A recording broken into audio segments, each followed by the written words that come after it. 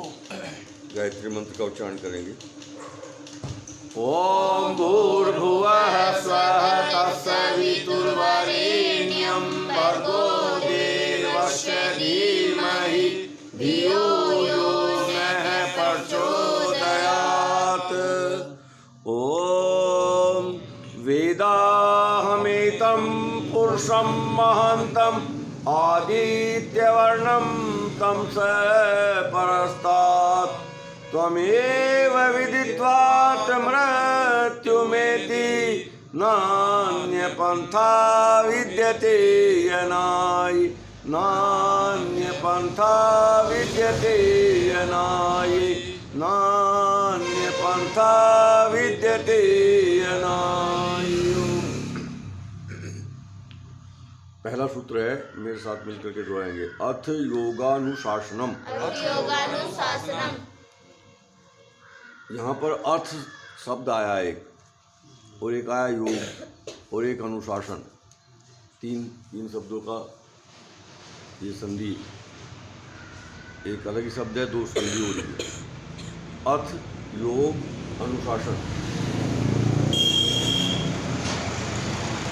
अर्थ का अर्थ होता है, यहाँ पर अर्थ शब्द का प्रयोग इसलिए किया गया कि जो महर्षि हैं पतंजलि जी या उस समय ये जितने भी उस काल में ऋषि हुए, जितने भी उन्होंने ग्रंथों की रचना करी, उनमें अर्थ का प्रयोग से शुरू करा उन्होंने अपना अर्थ लगा करके। तो इसका तात्पर्य ये है कि इस अर्थ शब्द से ये अभिप्राय लिया जाएगा कि इस ग्रंथ के अंदर महर्षि पतंजलि योग के बारे में, योग दर्शन जो उन्होंने ग्रंथ की रचना करी, उस योग दर्शन ग्रंथ के अंदर योग के बारे में संपूर्ण वर्णन करेंगे, पूरा उसके बारे में विस्तार से पूरा बताएंगे। कोई चीज़ उसमें छोड़ेंगे नहीं, कोई चीज़ छूटी हुई नहीं बचेगी उसमें। अर्थ सही है कि अर्थ कि उस ग्रंथ में योग के ऊपर पूरा अधिकार है, पूरा अधिकार के साथ वर्णन किया जाएगा उसमें, पूरा वर्णन, कोई चीज़ उसमें छोड़ी नहीं जाएगी, कुछ भी छोड़ना नहीं है उसमें ये। और योग का अर्थ तो योग का तो वर्णन कर ही रहे हैं, समाधि लगने की स्थिति की वर्णन कर रहे हैं। और अनुशासन का अर्थ क्या है? अनुशासन, हम अनुशासन में, हाँ डिसिप्लिन तो अंग्रेजी में कह दिया, अंग्रेजी में डिसिप्लिन हो गया, हिंदी में अनुशासन हो गया। नियमानुसार चलने का नाम अनुशासन है, नियम। अच्छा, हमारे देश में हमको कौन सा ग्रंथ अनुशासन में चलाता है? संविधान। हम संविधान के अनुसार ही तो कार्य करें, हम संविधान के अनुसार ही, पूरा राष्ट्र संविधान के अंतर्गत बना हुआ है नियमों का। अब हम कितना करें कितना नहीं करते तो भगवान जाने, हम नियमों का कितना पालन करते हैं कितना नहीं करते हैं ये तो परमात्मा ही जानता है। लेकिन हैं सब बंधे हुए, कोई व्यक्ति ये नहीं कह सकता कि मैं भारत में रह करके भारत के संविधान का पालन नहीं करूँगा, ये कह नहीं सकता। वो कहेगा चल अंदर जेल में, सीधा देशद्रोह का मुकदमा लगेगा तेरे को। अगर ये कहे कोई, चाहे वो करे या ना करे वो तो उसकी बात है, वो तो दूसरी बात है, लेकिन कह नहीं सकता ये बात, ठीक है ना। तो ये है अनुशासन। संविधान अर्थात इसका जो योग दर्शन में योग का जो वर्णन करेंगे वो महर्षि पतंजलि एक संविधान के अंतर्गत रह करके करेंगे। ऐसे नहीं भाई अपनी मर्जी जहाँ देखा जो कुछ कर दिया, पूरा संविधान के जैसे संविधान में नियमों का पालन होता है, ऐसे इस योग दर्शन के वर्णन में भी महर्षि पतंजलि ने पूरे नियमों का पालन किया हुआ है। जहाँ जिस चीज़ की बताने की आवश्यकता है वहाँ उसी चीज़ को बताया, ये पूरा पालन किया शुरू से लेकर के अंत तक योग दर्शन में। इसलिए सूत्र में योगा अर्थ योगानुशासनम, ठीक है ना। अर्थ योगानुशासनम का ये हुआ कि पूरा वर्णन, नियम के पूर्वक वर्णन किस चीज़ का? समाधि। योग का अर्थ है समाधि। ये पहला सूत्र है। अब दूसरा सूत्र हम चलते हैं इसमें लेकर के। अब की बात थोड़ी गाड़ी तेज चलाएंगे, अब इतना विस्तार नहीं लेते, क्योंकि विस्तार तो बहुत कर दिया हमने। हम तो इसको रिवाइज कर रहे हैं, दोहरा रहे हैं बस। तो अगला सूत्र दूसरे नंबर पे उसे दोहराएंगे, योगश्चित्त वृत्ति निरोधः। इसमें सबसे पहला शब्द आया योग। पहले इसका संक्षेप में अर्थ बता दें पूरे सूत्र का क्या, फिर उसका अलग अलग इसमें काफ़ी विस्तृत, इसमें थोड़ा विस्तार से वर्णन करना पड़ेगा। योग का अर्थ समाधि, और चित्त हमारे चार जो अंतःकरण है, अंतःकरण की चार हैं, उसको अंतःकरण चतुष्टय अंतःकरण बोलते हैं। चार चीज़ें हैं उसमें, बुद्धि, महत्त्व, मन और चित्त, ये चार चीज़ें हैं। ये वैसे तो ये अलग अलग चीज़ें हैं, लेकिन इस आसान करने के लिए, थोड़ा सा आसान समझ में आसान, क्योंकि चित्त के बारे में हमारा परिचय कम रहता है, चित्त का वर्णन तो हम कम ही करते हैं, मन से ज़्यादा संबंध रहता है हमारा, मन के बारे में हम ज़्यादा बोलते हैं रोजाना। तो इसको यहाँ पर हम क्या करेंगे, हम चित्त को, क्योंकि दोनों में इतना घनिष्ठ संबंध है, चित्त में और मन में दोनों को इतना घनिष्ठ संबंध है, तो चित्त को हम मन बोल सकते हैं, चित्त को हम मन बोल सकते हैं, ठीक है ना। जो मोबाइल का चिप होता है ना, मोबाइल का चिप,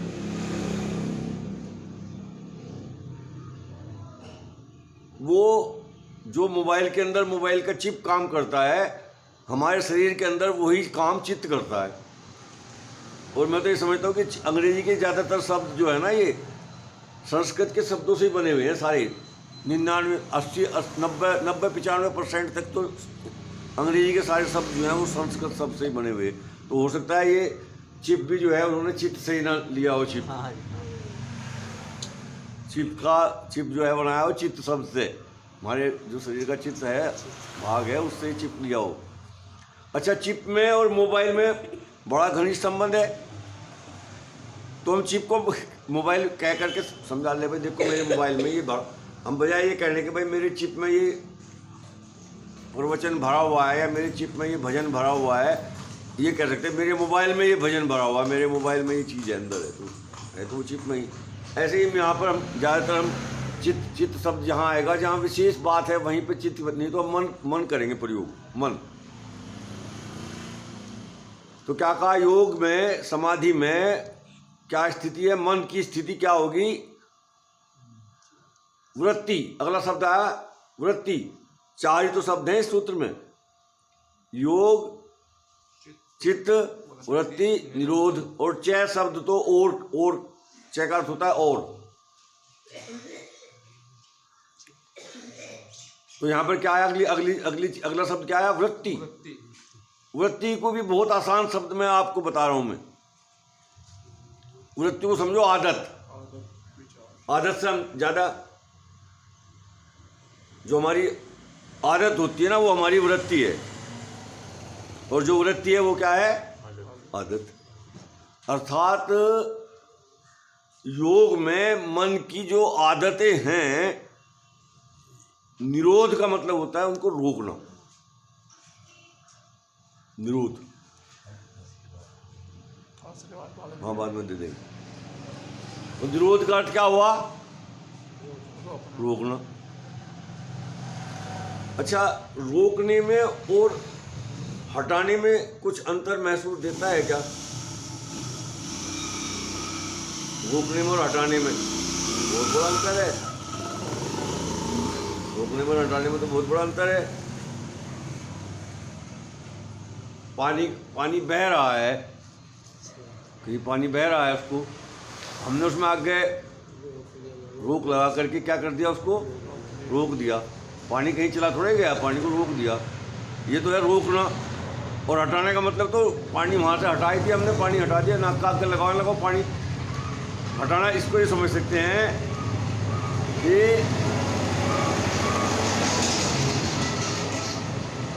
हटाना तो क्या है, हम किसी खेत में पानी चला रहे हैं, ठीक समय आप मेरी बात समझना, पानी चला रहे हैं खेत में, किसान हैं हम, और जो खाड़ है, नाली जिसमें को पानी बह करके खेत में जा रहा है, ट्यूबवेल पे से चालू है, जो पंप है ट्यूबवेल, वहाँ से वो चालू हो रहा।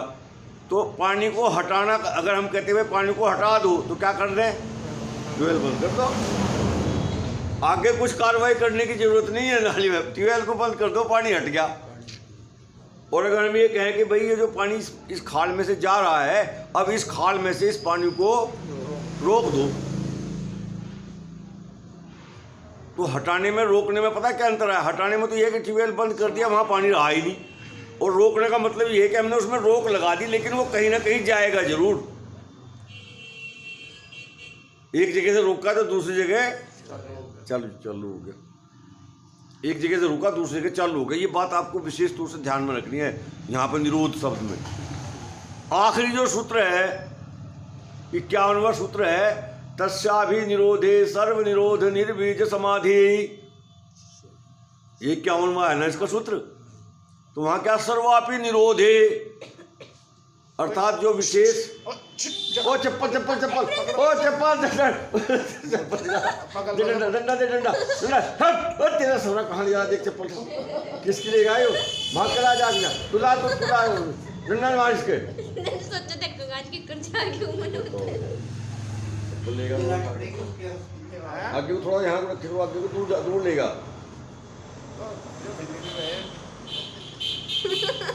ये थोड़ा आगे करके बताओ, चप्पल खा ली तो देख जान पड़ेगा, तुम यहाँ ढूंढते फिरती है। लगा और चप्पल के भी ठीक है, आदमी तो सुना था हमने भाई सत्संग में चप्पल उठा ले जाने तो भी लग गए उठा के, ये भी डालने की पैरों में बोल जा रहा तो बोल रहे फिर रहा, अभी भी फिर रहा वो तो अपने आप धरेगा जब छोड़ सके।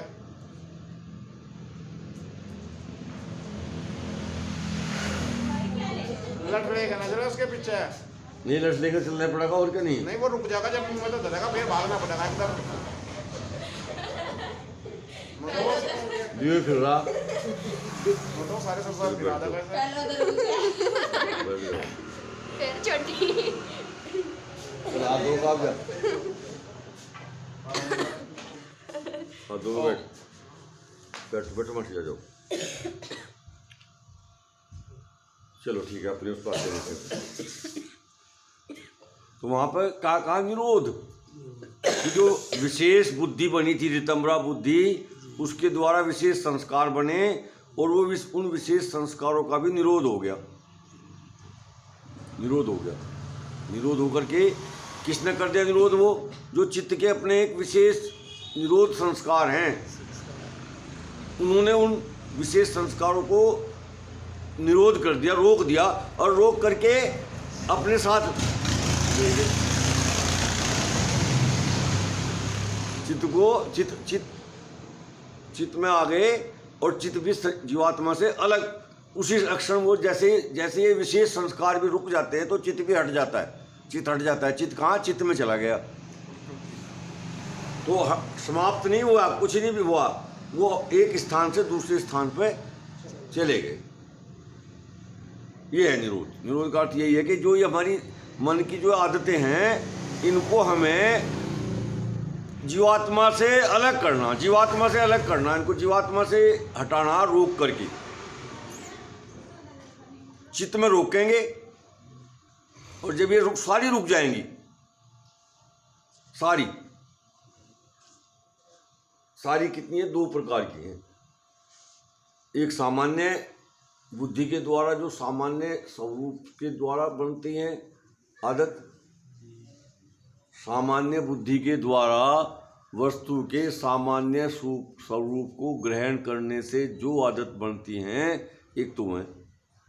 एक जो विशेष बुद्धि ऋतंबरा बुद्धि है, उस विशेष बुद्धि से जो विशेष स्वरूप है पदार्थ का, उसको ग्रहण करने से जो विशेष आदतें बनती हैं, वह भी, उनको भी रोकना। ये है योगस्थित वृत्ति निरोध। अब हम योग की बात करेंगे। योग को समझने से पहले हमको जो चित्त की अवस्थाएं हैं, जो मन की अवस्थाएं हैं, उनको समझना पड़ेगा। चित्त की, या जिसको हम मन शब्द प्रयोग कर रहे हैं, मन की अवस्थाओं को समझना पड़ेगा, तब जाकर के हम आगे चलेंगे। कितनी अवस्थाएं हैं वैभव? 5 अवस्थाएं हैं मन की। कौन कौन सी हैं वो? हाँ, प्रक्षिप्त, मूढ़, विक्षिप्त, एकाग्र और निरुद्ध। ये है 5 अवस्थाएं हैं। एक विक्षिप्त है, एक मूढ़ है, एक विक्षिप्त है, एक एकाग्र है, एक निरुद्ध। निरुद्ध समाधि की स्थिति है। निरुद्ध चित्त की निरुद्ध अवस्था प्रयोग कर लो, या समाधि वो स्थिति है। इनमें से जो तो पहली 2 हैं, ये ऐसी अवस्थाएं हैं, इसमें आदमी कुछ भी नहीं कर सकता। कुछ, वो जिंदा तो है, लेकिन जो काम कर रहा वो किसी काम के नहीं है, वो किसी काम के काम नहीं है। इन दोनों अवस्थाओं के लिए जो हम एक अंग्रेजी में अगर एक शब्द प्रयोग करना चाहें तो वो मैड, जो अक्षिप्त है वो भी और जो मूढ़ है वो भी, क्या है वो? एक तरीके से मैड है, पागल है।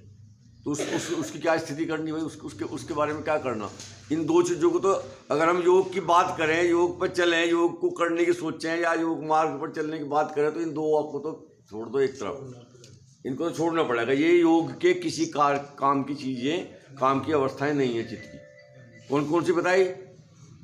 विक्षिप्त और मूढ़। तीसरे नंबर में क्या आती है? एक विक्षिप्त।